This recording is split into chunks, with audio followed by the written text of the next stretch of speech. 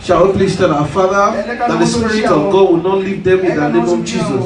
Can we please stretch our hands to his chair and say to God that the Spirit of God will not leave him in the name of Jesus? Shall we please have our seat? I do not have anything new to say apart from what our fathers in the Lord have been preaching.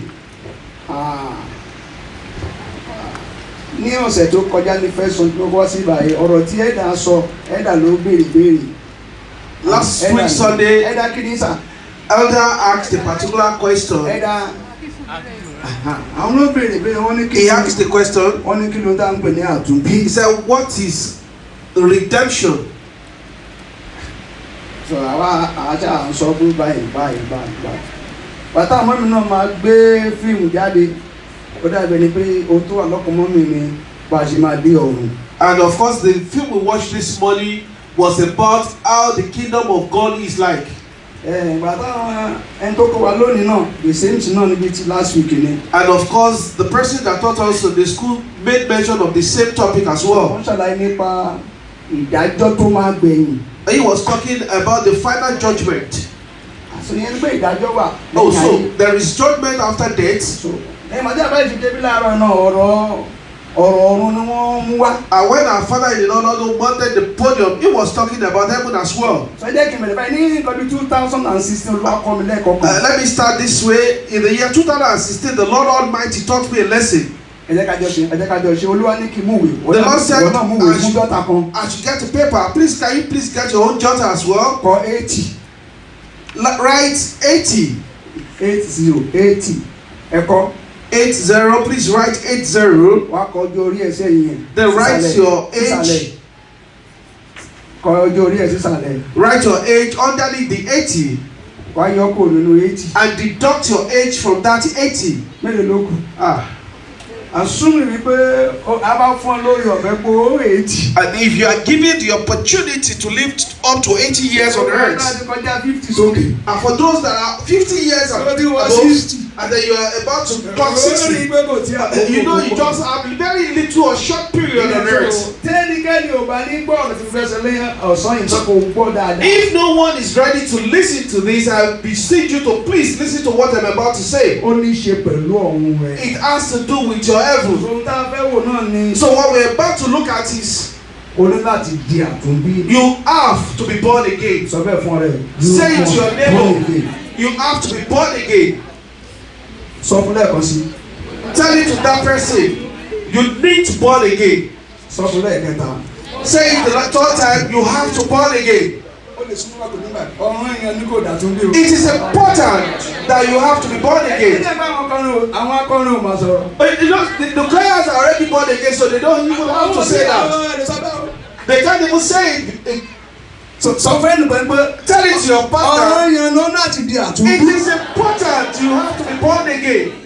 So I'm going to explain that to us in few minutes. You can see the Bible that we are holding. 8 people spoke in that Bible. And that's why when you are reading, you must know the person that is actually talking. It is not everything that is there that belongs to you. No. It is not everything that concerns you. But they are all the words of God. The Bible that we're holding, Satan also spoke. In the book of Job, it says, Satan says, the flesh for flesh. Whatsoever that you have is what you are going to use for your redemption. In the Bible, even animals speak. Oh, that donkey spoke. In the same Bible, even the angels of God spoke as well. In the same Bible, human as well spoke. In the same Bible, God, the creator of the universe, also spoke. The same God spoke. In the same Bible, the God, the Spirit, also spoke. Once you are reading it, Ta ló ń sọ̀rọ̀? Who is the person speaking to Ta là me? ń sọ sí? Who are we talking to? Nítorí tí ẹ fẹ́ lọ sọ́run àpáàdì. Because if you are about to enter the hell, If you want to go to if you hell, want to go to hell, you see a portion in the Bible is there anything written in the Bible about hell as a backup. as a backup Yes. to entering hell? Dídí ẹ ti fẹ́ kó kíyèsí ohun tí fẹ́ sọ lónìí. That is one reason why I want you to look at what I'm about to say. Ẹ adábá níbẹ̀lì ní májẹ̀mú titun ibi tí Jésù bá ti sọ̀rọ̀ red ink ni wọ́n máa fi If you kọ́. look at your Bible in the New Covenant, whenever Jesus speaks, it is written in red ink. So ẹ ká síbi la síbi Jòhánù orí kẹta. Let us open our Bible to the book of John, chapter 3. Ebi ni màá máa kà á kó ba lè yá nítorí àní àkókò tó. I'll be reading it so that we can be found because of our time. Mo fẹ́ ka ẹsẹ̀ kìíní sí ìkeje níbẹ̀ ìwé I want Jòhánù. to read the book of John, chapter 3, verse 1 Ẹsẹ̀ kìíní sí ìkeje. to 7. Ọkùnrin kan sì wà nínú àwọn Farisí tí a ń pè ní Níkódémù, ìjòyè kan nínú àwọn Júù. Òun náà ni ó tọ̀ Jésù wá ní òru. Ó sì wí fún pé, Rábì, àwa mọ̀ pé olùkọ́ láti ọ̀dọ̀ Ọlọ́run wá ni ìwọ ń ṣe, nítorí pé kò sí ẹni tó lè ṣe iṣẹ́ àmì wọ̀nyí tí ìwọ ń ṣe bí kò ṣe pé Ọlọ́run wà pẹ̀lú rẹ̀. Read now. Okay. There was a man of the Pharisees named Nicodemus, a ruler of the Jews. The same came to Jesus by night and said unto him, Rabbi, we know that thou art a teacher come from God, for no man can do these miracles that thou doest except God be with him. Jésù dáhùn ó sì wí fún un pé lóòótọ́ ó bẹ ẹ̀mẹ́jì lóòótọ́ ni mo wí fún ọ bí kò ṣe pé a tún ènìyàn bí òun kò lè rí ìjọba Ọlọ́run. And Jesus answered and said unto him, Verily, verily, he said that twice, I say unto thee, except a man be born again, he cannot see the kingdom of God. Ìyẹn pé Jésù sọ fún mi ohun tí mo sọ fẹ́ òótọ́ ni o. And what I'm telling you is truth. Bí kò ṣe pé a bá tún ènìyàn bí If not that you are born again, kò ní rí. you cannot even see. Ìyẹn ni pé afọ́jú ni aláìgbàgbọ́ In kò ní rí. other words, those that do not believe are just like, they are likened to a blind man. Ẹsẹ̀ kẹrin ní Níkódémù wí fún pé a ó ti ṣe lè tún ènìyàn bí nígbà tí ó di àgbàlagbà tán ó wá lè wọ inú ìyá rẹ̀ lọ nígbà kejì kí a sì bí i. The fourth verse was about a question. It says, how can a man be born when he is old? Can he enter the second time into his mother's womb and be born? Ẹ̀kọ́ àtúnbí ọ̀rọ̀ àtúnbí ó jẹ́ ohun titun létí Níkódémù. The teaching of born again was so new in the ears of Nicodemus. Ọ̀kan nínú ẹ̀kọ́ Kristi sì ni. And it is one of the preaching of our Lord Jesus Jésù ní Christ. alóhùn verse 5. And Jesus answered him, Lóòótọ́ ni mo wí fún ọ. Bí kò ṣe pé a fi omi àti ẹ̀mí bí ènìyàn, òun kò lè wọ ìjọba Ọlọ́run. And Jesus answered, Verily, verily, I say unto thee, except a man be born of water and of spirit, he cannot enter into the kingdom of God. Èyí tí a bí nípa ti ara ni, èyí tí a sì bí nípa ti ẹ̀mí ni. Kí ẹni kí ó má ṣe yà ọ́, nítorí mo wí fún ọ pé a kò lè ṣe aláìtún yín bí. That which is born of the flesh is flesh, and that which is born of the spirit is spirit. Marvel not that I said unto thee, he must be born again. Jésù sọ ní wípé láìsí ìgbàlà. Without salvation, kò sí ọ̀run. there is no kingdom. Ẹ ká wo bòmí. Let us look at another Bible verse. Ìwé ìṣe àwọn àpòsí akàní last week náà wọ́n kà fún last week náà ṣé àwọn àpòsí chapter 10. The book of Acts chapter 10. N fẹ́ ka ẹsẹ̀ kìíní sí ìkẹfà fún wa ní. I want to read verse 1 to 6 to us again. Tábàdé ká ka 34 and 48 fúnra wa. If when we get to, we can read 34 to 48. Ọkùnrin kan sì wà ní Kèsárìà tí a ń pè ní Kọ́nílíù balógun ọ̀rún tí ẹgbẹ́ ọmọ ogun tí a ń pè ní ti Ítálì, olùfọkànsìn tí àti ẹni tí ó bẹ̀rù Ọlọ́run tílétílé rẹ̀ gbogbo, ẹni tí ó ń ṣe ìtọrẹ àánú púpọ̀ fún àwọn ènìyàn tí ó sì ń gbàdúrà sọ́dọ̀ Ọlọ́run nígbà gbogbo. Níwọ̀n wákàtí 9 ọjọ́ ó rí nínú ìran kedere áńgẹ́lì Ọlọ́run kan wọlé tọ̀ wá, ó sì wí fún un pé Kọ̀nílíù. Nígbà tó sì tẹjú mọ́ tí ẹ̀rù sì bà á, ó ní kí ni Olúwa? Ó sì wí fún un pé àdúrà rẹ àti ọrẹ àánú rẹ ti gòkè lọ wájú Ọlọ́run fún ìrántí, sì rán ènìyàn nísinsìnyí lọ sí Jópa kí wọ́n sì pe Símónì wá, ẹni tí àpèrè rẹ̀ jẹ́ Pétérù.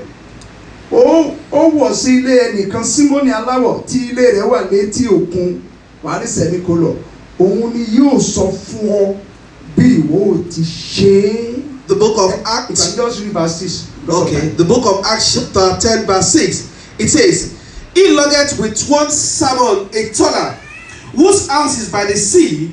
He shall tell thee what thou oughtest to do. Ọkùnrin táwọn ń sọ yìí. The person that we're talking about Ó jẹ́ ẹlẹ́sìn.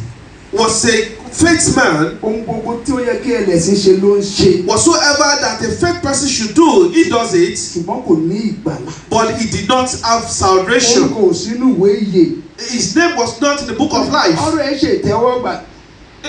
Ọ̀rọ̀ ẹ̀ ṣe ìtẹ́wọ́gbà. His offering were accepted, Ṣùgbọ́n orúkọ ò sínú ìwé ìyè. but his name was missing in the book of life. Rán áńgẹ́lì kan sí. And God sent one angel to him. Ó rán ìyẹn lọ sí ọ̀dọ̀ Pétérù pé nígbà tí Pétérù bá dé á lè bá sọ ọ̀rọ̀ ìgbàlà.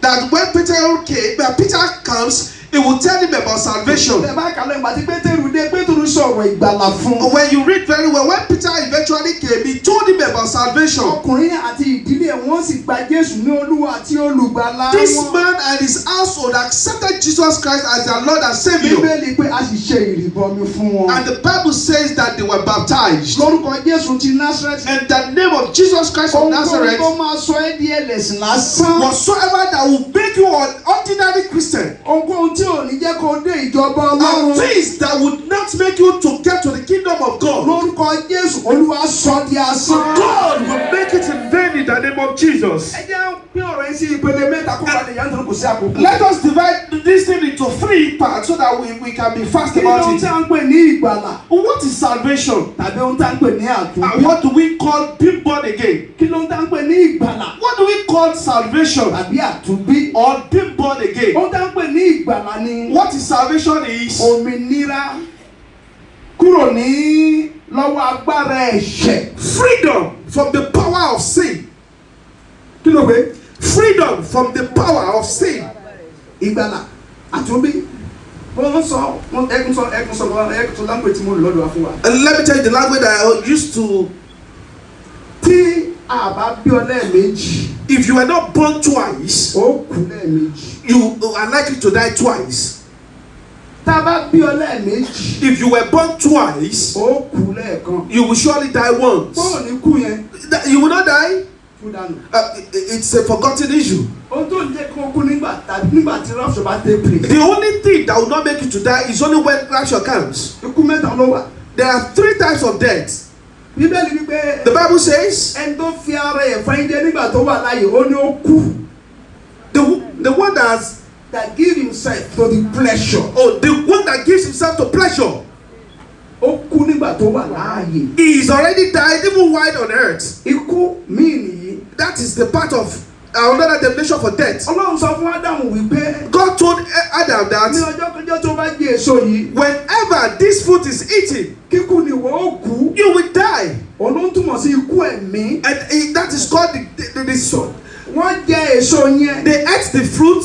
Lọ́jọ́ yẹn wọ́n kú nínú ẹ̀mí. On that day, they died in spirit. But nínú ara wọn yìí ń rìn. But in the flesh, they are still moving. Ipò tí ọ̀pọ̀lọpọ̀ wà nìyẹn. So many people belong to this category. Ọ̀pọ̀lọpọ̀ ti kú nínú ẹ̀mí. Some people are already died in spirit. Ọ̀pọ̀lọpọ̀ kò sí láàyè mọ́ nínú Some ẹ̀mí. people are no more alive in spirit. So nígbà tí wọ́n jẹ èso yẹn tán. Once they finish eating this fruit, Ọlọ́run dé. and God came, Lẹ́yìn yẹn ló pronounce ikú ti ara. that was when God pronounced the death of the body. Erùpẹ̀ ṣáà ni ìwọ. And you were just a dust, Ìwọ padà di ewu. and you will also return to Láti dust. ìgbà yẹn. From that moment, Ní ikú ara. and the death of the Wọ́n ti body, ní agbára lórí ènìyàn. the physical death has power over human. Even the president, Àti olówó. and even the rich, Àti ọlọ́rọ̀. and the wealthy Àti ones, ẹni tó ga. and those that are tall, Àti ẹni kó tó kúrú. and even the short. Ikú. Ó wá sórí ènìyàn. The death comes to people. Títẹ̀bí lónìí, bá ṣe wá bí èèyàn ń kú lọ́wọ́lọ́wọ́. As we are talking, people are dying. Ikú kan nìyẹn. That is one part of death. Ikú tó burú jù. The one that is so dangerous Òun ni Jésù wá san gbèsè rẹ̀. is the one our Lord Jesus Christ to Òun ló pè ní redeem ikú us. ayérayé. That the eternal death, Òun ni ikú the ayérayé. eternal death, Yẹn ni ikú ọ̀run àpáàdé. That is the death to hellfire. Òun ni Jésù wá gbà wá nínú ẹ̀. And that was the death Jesus came to save us from. Ìgbàlà. Salvation. Ó túmọ̀ sí kéèyàn di òmìnira kúrò lọ́wọ́ ẹ̀ṣẹ̀. Simply means to be free from the power of sin. Ti agbára èṣù. And from the power of Satan. Ìwé Matthew orí kìíní verse 21. The book of Matthew chapter 1 verse 21. Ọkùnrin kan. It says a boy shall be born. Jésù ni wọ́n pe orúkọ And his name shall be called Jesus. Òun yóò gba àwọn ènìyàn rẹ̀. He is going to save his people and give salvation Kúrò nínú ẹ̀ṣẹ̀. from the power of sin. Ṣé ẹgbẹ́ tó ní ọ̀pọ̀lọpọ̀ ń lọ sí ṣọ́ọ̀ṣì? Do you know that people are no more going to church? Wọ́n ti dòmìnira kúrò lọ́wọ́ ẹ̀ṣẹ̀. Because they are not free from the power of Nítorí pé sin. wọn ò tí ì ní ìgbàlà. Because they lack salvation. Ìjẹ́bi rí àwọn alágbèrè. And that is why you see Àwọn onípanṣágà.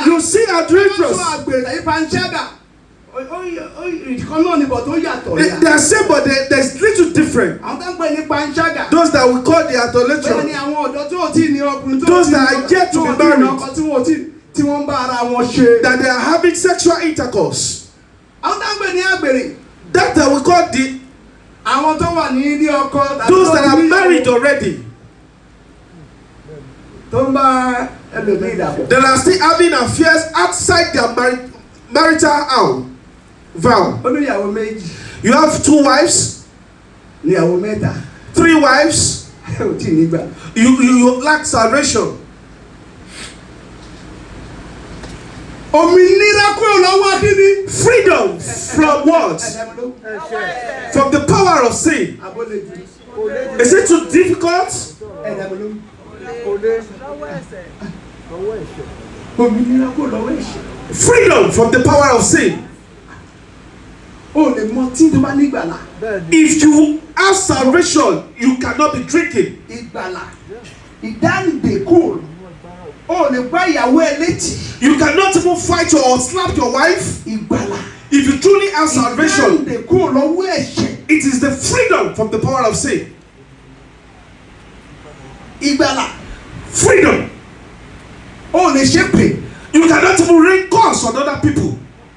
Ìgbàlà. Freedom. Ìdáǹdè kúrò lọ́wọ́ agbára ẹ̀ṣẹ̀. It is the freedom from the power of sin. O lè lu jìbìtì. You cannot even be dubious. O lè jalè. You cannot even be stealing. Ìgbàlà. That is salvation. Ìdáǹdè kúrò lọ́wọ́ Freedom agbára ẹ̀ṣẹ̀. from the power of sin. Nínú ìwé orin wa. In the book, book, ó ṣẹ́gun agbára ẹ̀ṣẹ̀. it says he has overcome the power of sin. Ohun tí ìgbàlà jẹ́ nìyẹn. That is what salvation is all Ó about. ti di òmìnira kúrò lọ́wọ́ You ẹ̀ṣẹ̀. are free from the power of sin. Ẹgbẹ́lẹ́. Listen to this. Ẹ tó bá di òmìnira kúrò lọ́wọ́ ẹ̀ṣẹ̀. Someone that is free from the power of sin Òun ló di òmìnira kúrò lọ́wọ́ èṣù. is the one that is free from Satan. Ẹ tí From ó di Satan. òmìnira kúrò lọ́wọ́ ẹ̀ṣẹ̀. The one that is have dominion over sin. Kò lè di òmìnira kúrò lọ́wọ́ èṣù. You cannot have dominion over Satan. So ìdáǹdè kúrò lọ́wọ́ ẹ̀ṣẹ̀. Salvation from sin. Tẹ́tọ́ bí nílò àtúnbí yẹn pé a ti bí ẹ̀ yìí tá a bí nípa ti ara ni a ti bí ẹ̀ bàbá àti ìyá ẹ̀ ti bí ẹ̀. That is born of flesh is for flesh. Tẹ́tọ́ bí náà láti tún wọn bí. So you have to be reborn. Bí kò ṣe pé a tún wọn bí. Unless you are born again. Àtúnbí náà ń pè ní ẹ̀dá We are talking about being born again. New creation. New creation, new Ọ̀rọ̀ attitude. títún. New character, new words. Ìṣe títún. New things. Ìrìn títún. New things. Tó ń pè ní àtúnbí. That is what they call salvation, born again. Àtúnbí ìgbàlà jẹ́ iṣẹ́ ìyanu tó ga ju gbogbo iṣẹ́ ìyanu lọ. Salvation is the miracle that is much more than any other miracle in the Ó world. jẹ́ iṣẹ́ ìyanu tó yí ẹlẹ́ṣẹ̀ padà. It's the miracle that turns sinners to God. Wọ́n fún rẹ máa mọ̀. You yourself, you know. Ọkọ ẹ máa mọ̀. Your husband will know. Your wife will know. Àwọn ọmọ ẹ máa mọ̀. Even your children will take Tó bá di note. ẹni ìgbàlà. Once you become a born again. Kì í ṣe Ọ̀rúnmìlà. It is not about Tó Orumila. bá fẹ́ dọ̀rùn ó mọ̀. Tó bá ní dọ̀rùn ó mọ̀. If you want to go to heaven, you would know. So ìyípadà. It is the turnaround. Ó máa ń yí ẹlẹ́ṣẹ̀ padà. It turns the sinner Ìgbàlà yìí around. kó yí èèyàn búburú padà. It turns the wicked Bí around àyànfẹ́ Ọlọ́run. to become the word of God. Ohun tí ìgbàlà jẹ́ nìyẹn. That is what salvation is all about. Salvation will turn the children of devil to children of God. In the book of John chapter 1, verse 11 to 12. Verse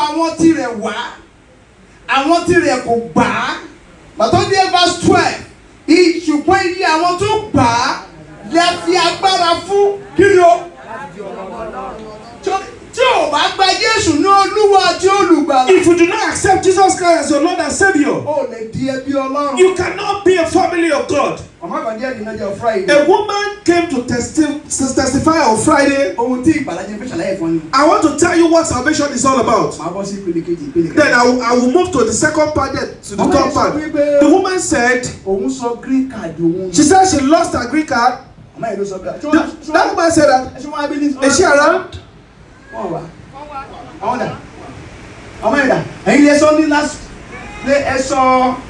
She said she lost her green card.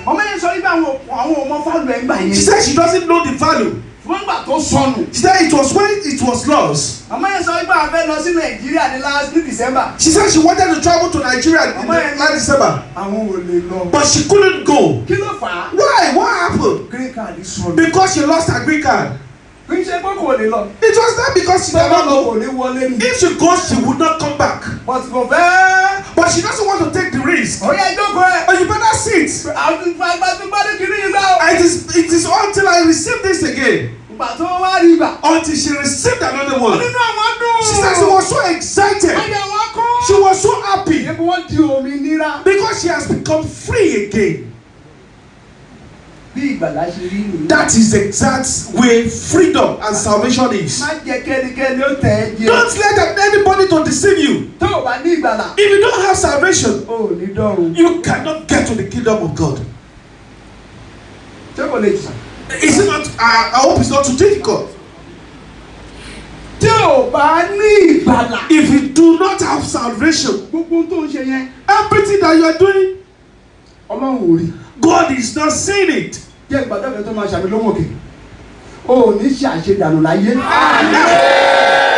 not do things in vain in Jesus' name.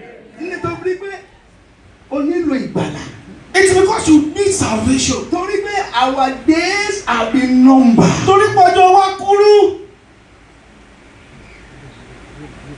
So, what you must not lose is your salvation. So, what Satan is targeting is to deprive you of the salvation. Let me pray for somebody. For those people that have already those people that America has already taken away our salvation. Today you will collect it back in the name of Jesus. Amen. When I got to this state, I've never been here. Some of my members came here in the year 1998. He came back in the year 2005. I went to greet him. I said, please tell me about this great country. And he started telling me, oh, it is like this, it is like that. And I said, okay, let me tell you how heaven is like to you. Who are those that will not enter to that kingdom? By the time I started and listening to him, he said, Pastor, what do you mean? I have to tell you, because if it's like this in the world, heaven is going to be much more tougher. You think it's going to be very easy in the heaven?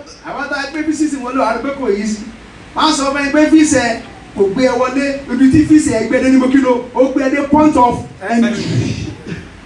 Even if you are entering America, your visa can only take you to point of entry. But to come in again, you need the grace of God.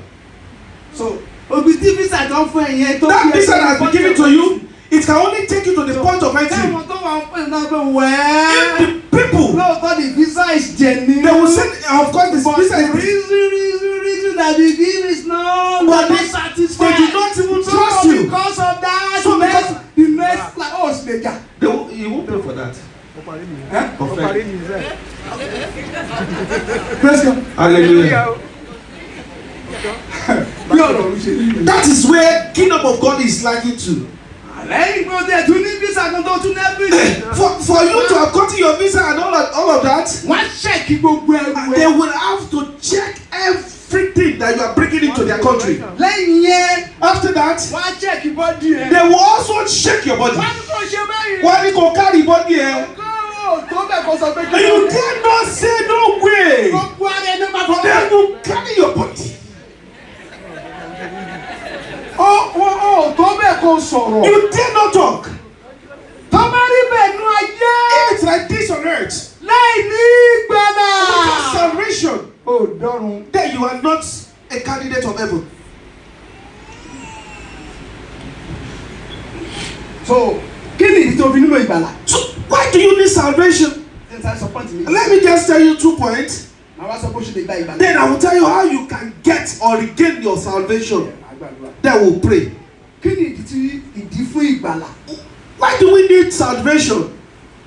ẹ wo John chapter 3 yẹn. In the book of John chapter 3, ẹ wo verse 16 verse 16. to 18. John chapter 3. ìdí tí wọ́n dé olè ká fún rẹ̀ wá rí 3:16 nítorí ọlọ́run fara yín tó bẹ̀ gẹ́ tó fún mi ìránṣọ fún ni kí ẹnikẹ́ni tó bá gbà gbọ́ má bàa ṣègbé wà wọ́n rẹ̀ yẹn ìdí fún ìgbàlà.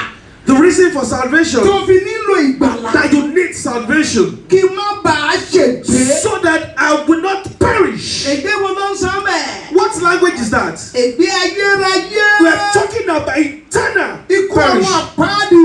everlasting perish. títí ìgbàlá fi nílò nìyẹn. That is one reason why you need salvation. kí a lè ní iyè. But for us àìnípẹ̀kun. to have a life, ìgbàlà ni yóò fún ọ ní iyè. it is only salvation that will give us everlasting life. ìgbàlà ni yóò fún ọ ní iyè. It is only salvation that will give us everlasting life. yìí. And after this earth, wà á ní iyè àìnípẹ̀kun. you will have everlasting nígbà life. tó bá ṣe báyìí fún ayé. By the time you say it is over to the earth, wà á ní ìgbàlà fún ọ ní iyè. then salvation will give you everlasting life. ẹnikẹ́ni ó tẹ̀ pé.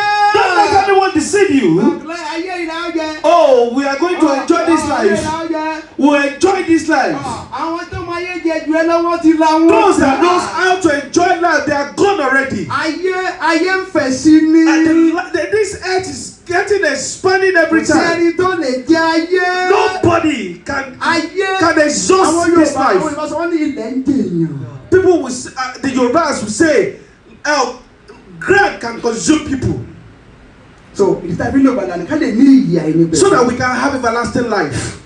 verse 18. Let us look at verse 18. Genesis John chapter 3 verse 17. nítorí Ọlọ́run kò rán ọmọ rẹ̀ sẹ́yìn láti dá aráyé lẹ́jọ́ ṣùgbọ́n ká lè ní tipasẹ̀ rẹ̀ ní kíni o gba aráyé là ká lè dé ní ìgbàlà. so that we can be saved. ẹni tó bá gbàgbọ́. And whosoever believeth in him he will not be judged. ìdájọ́ tó ń sọ níbí ni. The judgment is talking about here that. lẹ́yìn ó ní àti fi lélẹ̀ fún olúkúlùkù ènìyàn lẹ́ẹ̀kan ṣoṣo láti kí ló lẹ́yìn kí yẹn. ìdájọ́ ìyẹn jẹ́rí ìdájọ́ ló ń sọ nípa ìdájọ́. The judgment is talking about white throne judgment.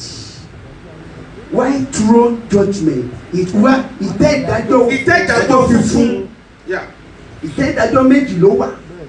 ìtẹ́ ìdájọ́ Kristi àti ìtẹ́ ìdájọ́ funfun. ìtẹ́ ìdájọ́ Kristi wà fún àwọn ọmọ Ọlọ́run tó ní ìgbàlà.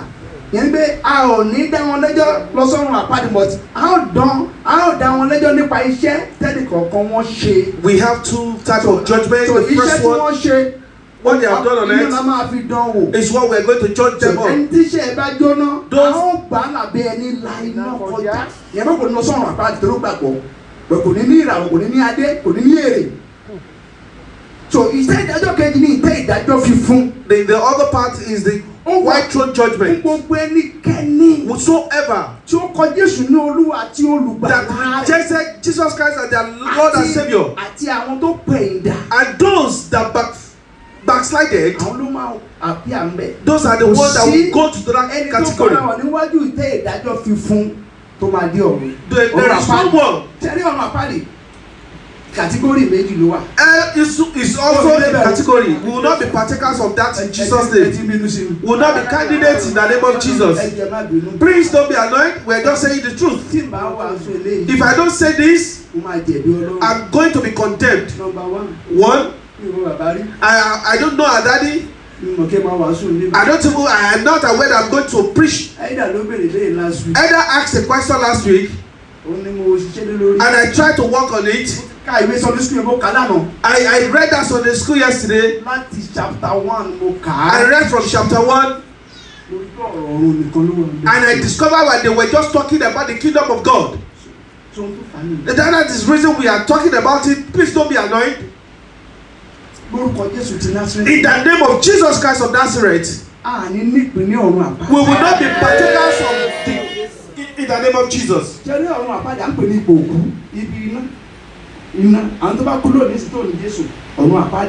Those that died today without Christ are going to hellfire. After 2,000 years, all those that are dead will rise again. Then they will appear before the judgment of God. That time, there is already a prepared lake of fire for those that will be going there.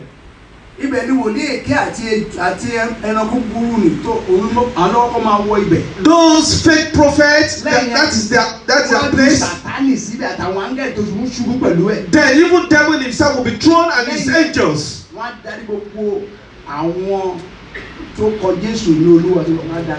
And of course, those that rejected Christ while they are living as his Lord, their Lord and Savior, will also go into that lake of fire.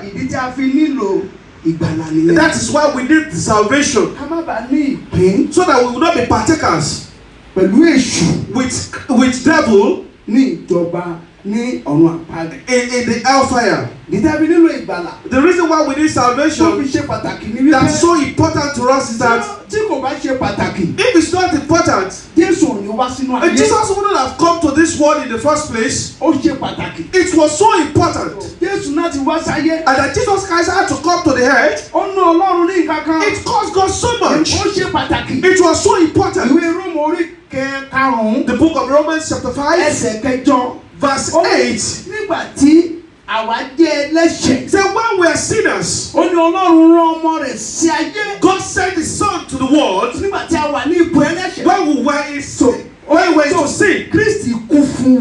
Christ died for us because it was so important.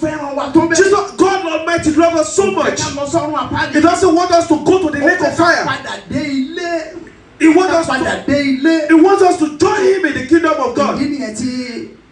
And that is one reason why we need salvation. Why do we need salvation again? Because all sinners are servants of devil. Those that do not have salvation are servants of devil. The book of 1 John, those that are committing sin, they are for sin, they are for devil. Because he has been a sinner from the beginning of the world. And that is why the Son of God came to perish the work of Satan. Because all sinners, they are servants of the devil. The second, without salvation, we cannot even seek the kingdom of God. We cannot even look at the kingdom of God. What we read in the book of John chapter 3. Why we need salvation? Those that lack salvation, it's very close to this evil spirit. There is nothing they cannot turn his life to. Yes, there is nothing they cannot do. Because those without the salvation of God, they are not under his canopy. Look at what the fake prophets are doing today. In the church, they are in the church today. And they are doing the Lord for the children of God. Why are they doing this? Because they are also under the worshippers. They lack salvation.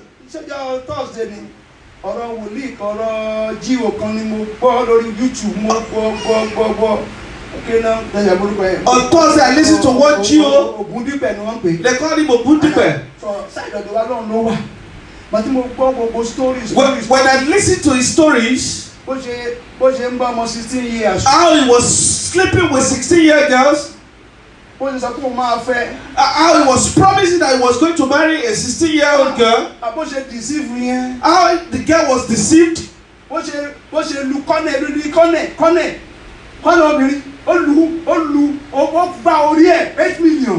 he fraudulently swindled a corner. By the time I listened to it, I was so tired. I couldn't pray again. What kind of nonsense is this? Why? Because they lack salvation. Somebody without salvation, devil can use him to play ball. Even the witches and wizards, they would never have the dream of the kingdom of God. If it's not being chased by cats, it will be chased by mouse or rats. Even the cockroach. He says he sees different birds because he lacks salvation. Anyone without salvation of God, there is nothing Satan cannot do with his life. We need salvation. The book of Psalms says, the Lord is my shepherd. It is not the shepherd. How can you have your salvation? Let me quickly tell you how I became saved. In 1 minute, then we'll round it off. 1985, in the year 1985, I gave my life to Christ. I was a conductor. Around Ilasa Maja. So in 85. Around 85. So you're a conductor. So do I put the church in what we was about our need? That's why the fact that we were born in the church, but we lack salvation. What is Sunday school? I did Sunday school. In the church, but I did not have salvation. So only 1985 March. But in the year 1985, in the month of March, I came to realize the difference between a church goer and someone carries salvation. I was a drunkard. But you must know the life that conductors are living. Oh, daddy.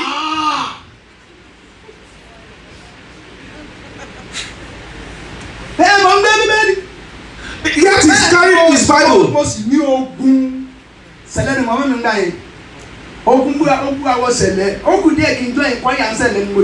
It was just, I was about to be a choir in the Celestial Church before I became born again.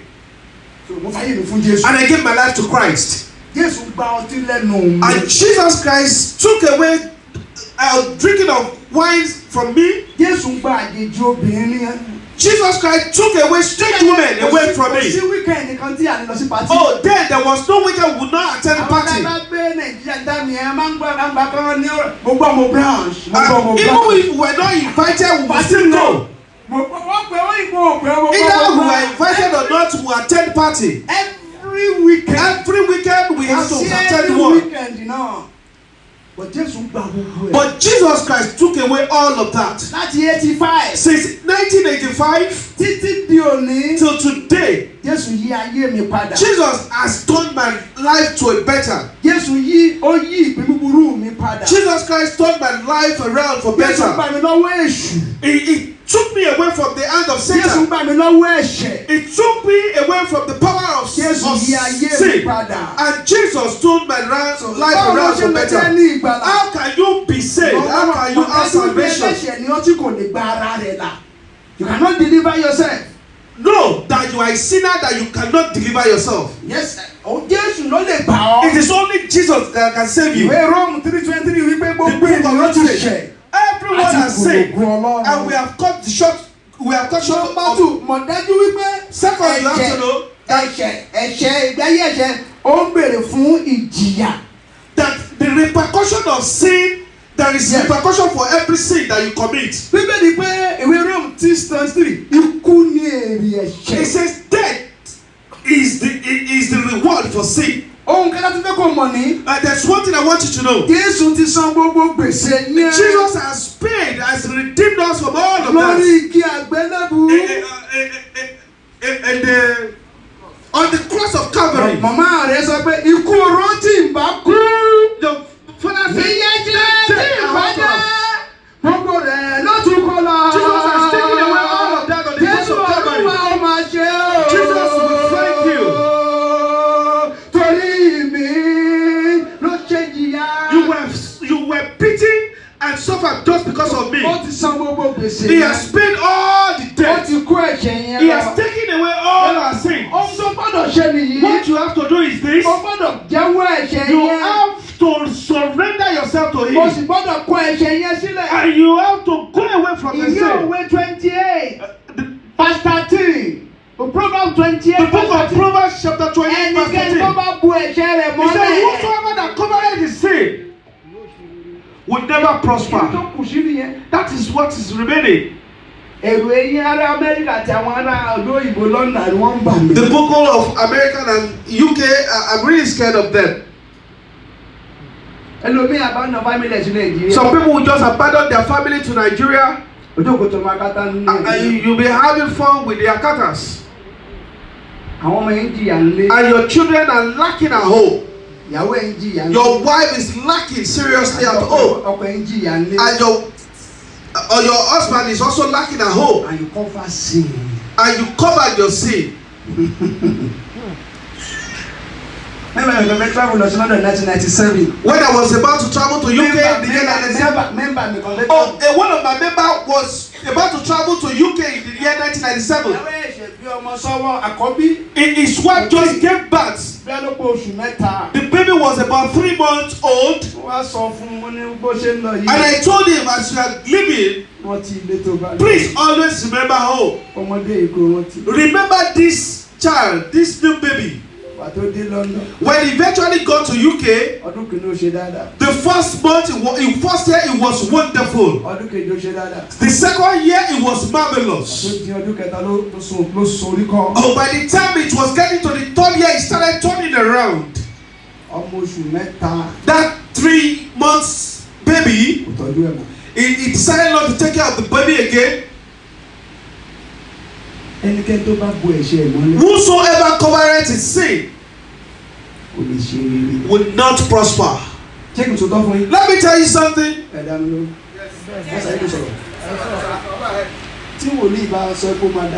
If a prophet says it shall be well with you, the Bible says, tell the wicked that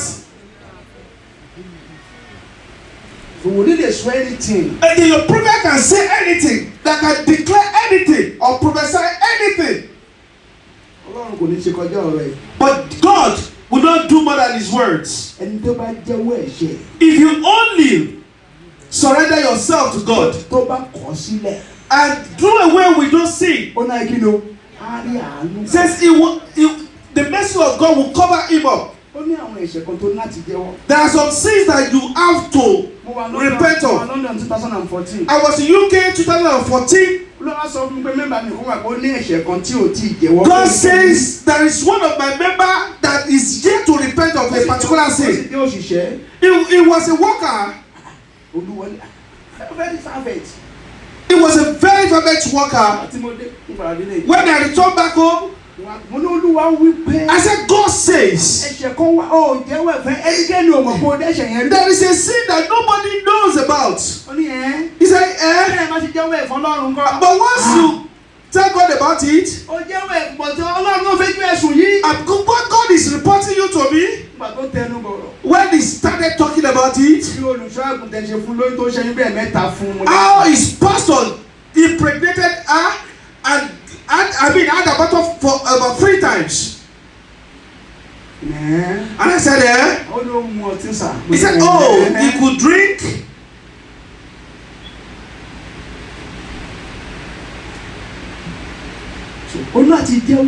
You have to repent of your sin. máa ní níbo rí àwọn bàbá. You may need to see the pastor in charge. Jẹ́wọ́ fún wọn. Tell him about it. Tó bá fẹ́ ìyàwó pamọ́ sọ fún wọn. If you have a hidden wife, you better tell him.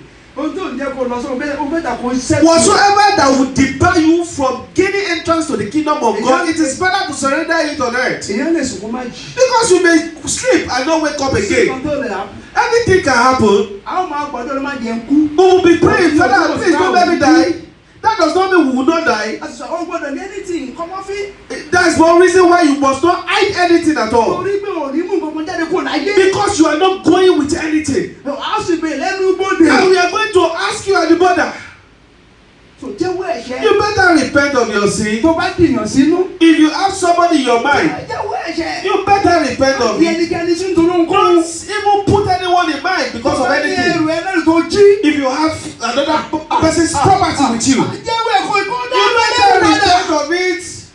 Kò dówó lọ́mọ padà. Return their money back. Owó tó yá tó sọ dá The padà. money that you borrowed that you never paid, you better return it. Nítorí ẹnu bodè. Because of the border. Nítorí ẹnu bodè. Because of the border. Lẹ́yìn yẹn. After that, Wàá ronú pìwàdà. you now repent. Lẹ́yìn yẹn. After that, Wàá gba Jésù ní Olúwa tó you lè accept bàbá. Jesus Christ as your Lord and Savior. Ìwé Iṣẹ́ àwọn Àpọ́stélì. The book of Acts, Chapter 16. chapter 16, 30 to 31. verse 30 to Ó ti 31. tún wípé. Alàgbà. Kí ni kéèdì ló ṣe? Kí ìbá lè là. Sir, what can I do to be saved? Gba Jésù ní Olúwa. You better accept Jesus as your Lord and Àwọn Savior. ọ̀la. You are going to be saved. Ìwọ àti ara ilé. You and your household. Bó ṣe lè bí ẹni ìgbàlá ni. That is how he became saved. Bó ṣe lè gba ìgbàlá ni. You can still be saved as well. Ìyá ìdí lórúkọ Jésù. Ìyá ìdí lórúkọ Can we Jésù. please try to have faith in Jesus' name? Ẹni tó gba bó ṣe lè dùn kàkà papọ̀. Bóyá English or Yorùbá. We can open our Bible and read it together Ìwé Mark in the book of Mark, chapter 8 chapter 8, verse 35 to 36. Gbogbo wa kà papọ̀. Àwa gbàdúrà. Mark chapter 8 Mark chapter 8, verse 35. verse 35 to 36. We are going to read together either English or Yoruba. Okay, verse 36. Verse 36, Verse 36 verse 36, àti verse 37. and verse 37. Chattership. Are we opening it? 1, 2, go. For what shall it profit a man if he shall gain the whole world and lose his own soul? Or what shall a man give in exchange of his soul? Look at me, brethren, Níbi tá a kà yìí. where we have read, Ta ló sọ̀rọ̀ níbẹ̀? who was speaking there? Ẹ́ It was Jesus. kí ló ń tó sọ? What is he talking about? Ẹ́ àǹfààní kí ni ó jẹ́? What is the Tí ó benefit jẹ́ èrè ayé. for you to profit in the whole world? Bèbè lọ́wọ́ rẹ̀ sì.